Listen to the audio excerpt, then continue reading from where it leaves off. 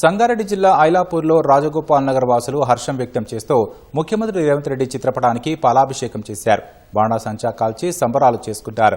రాజగోపాల్ నగర్లో 1980లో 4000 ప్లాట్లు 495 ఎకరాలలో కొనుగోలు చేశారు. అయితే అప్పటి నుంచి ముఖ్యం ప్లాట్ యజమానులకు అడ్డుపడడంతో అతనితో పోరాడుతూ ప్లాట్ యజమానులు ఇబ్బందులు పడ్డారు. రేవంత్ ప్రభుత్వం స్టేటస్ కో ఆర్డర్ను అమలులోకి తేవడం ఆనందంగా ఉందని, ఇన్నేళ్లు ఏ ప్రభుత్వం పట్టించుకోలేదంటున్నారు.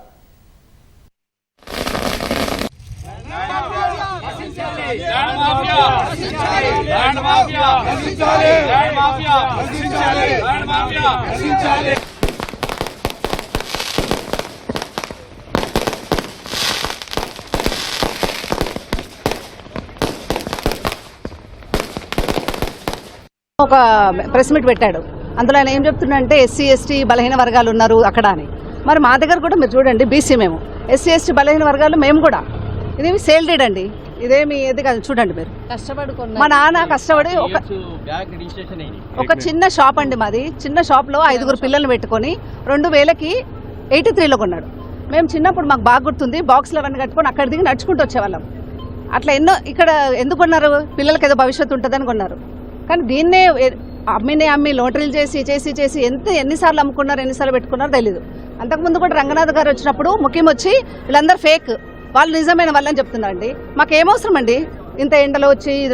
ఇదేం పేపర్ చూడండి, ఇది సేల్ డీడ్. చాలా హ్యాపీగా ఫీల్ అవుతున్నామండి. రంగనాథ్ గారికి, ముఖ్యమంత్రి రేవంత్ రెడ్డి గారికి ధన్యవాదాలు చెప్పుకుంటున్నాము మా అందరి తరఫున.